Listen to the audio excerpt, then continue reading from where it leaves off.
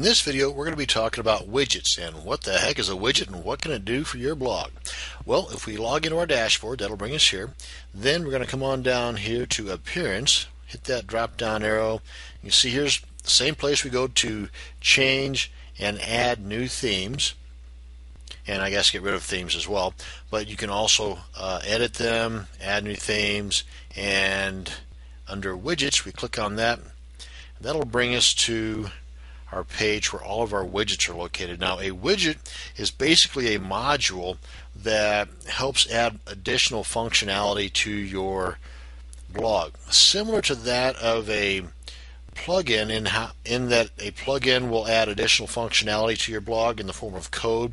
Well, a widget will do that same thing, usually because of a plugin that's installed on your blog, but a widget will do so in a modular fashion. For example, right here in the middle of the page, we've got our available widgets, and over here on the right, now this is theme specific. Depending upon the theme that you have will depend a lot on how your widgets are displayed, and if at all. So right here, if we first, this will be easier if we take a look at our blog. Let's open this up in a new tab.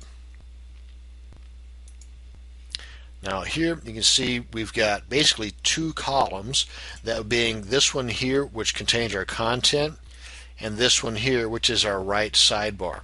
Now if we scroll down to our footer, some themes are like this, not all of them, but this one has additional widget boxes or sidebars, if you will, in the footer. This would be 1, 2, and 3. Let me show you here again. Inside of here we have, or actually instead of numerical, they've got bottom left, that would be this guy over here. Bottom middle, that would be the one, you guessed it, in the middle, and this one here, which would be the one over on the right hand side.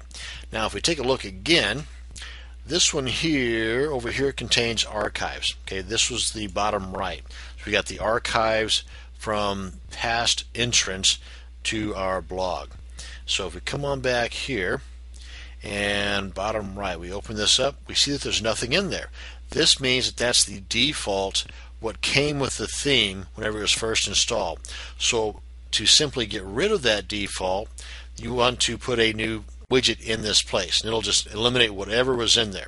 If you do not want to get rid of that default look or widget that's in there, then you just leave it alone. Now you can, let's see, this is the guy that's in there now by default, and if we wanted to add a calendar in there, a calendar of your blog's posts.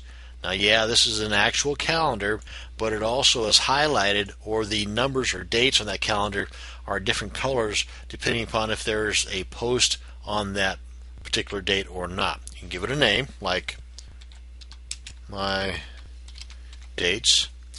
Click on save, because if you don't click on save, this is not going to take. Close this bad boy up. Now let's check out our blog again.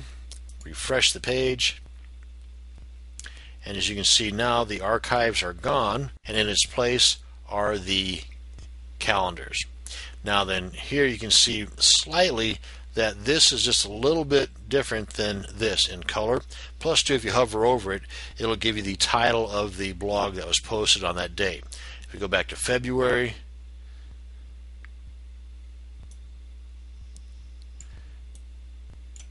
you can see a little better the color differences between the dates that have posts in them and those that do not.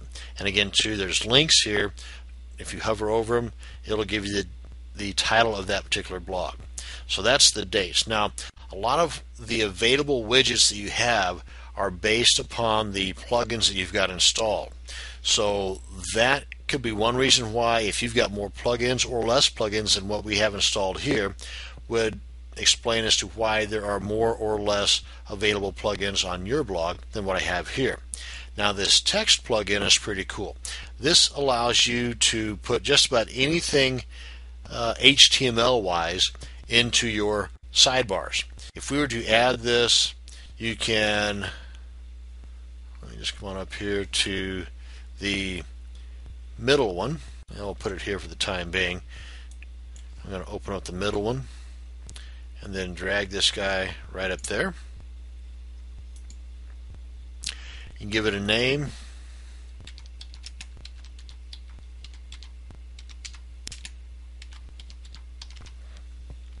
Then in here you can put the text or the HTML code, the images, the clickable banners, whatever you want to put in here. This is kind of the catch-all widget that allows you to really add some functionality to your blog sidebars. So let's go ahead and just save this, put in here HTML. Now, of course, by me putting this in that blank sidebar, that will remove what was there before. So we'll go ahead and save that.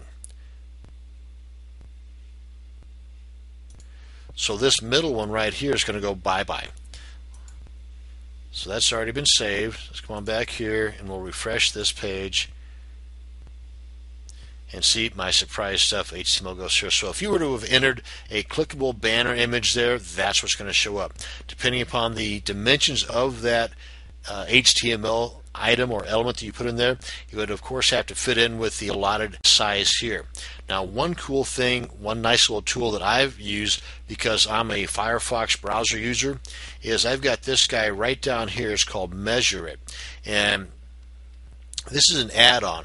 If you are a Firefox user as well, you can come on up here to Tools, go to Add-ons, and then do a search for Measure It, and then you can click on that once it's installed, and you can come on up here, and in this instance I just measure it, and it gives me the width of 280 pixels wide. So whatever image, let's say, that I want to enter in here, it has to be 280 pixels wide or less, otherwise it's going to look all funky. So that's just an added little bonus I want to give you too. It's a nice little add-on for Firefox users, and that's basically it on the widget forefront. And that's again how we got this guy here and how we added the Google Stats, because that was our Google Analytics widget that we had added in a prior video. But that's going to bring us to the end of this video on adding widgets to the look of your sidebar. Thank you very much for watching.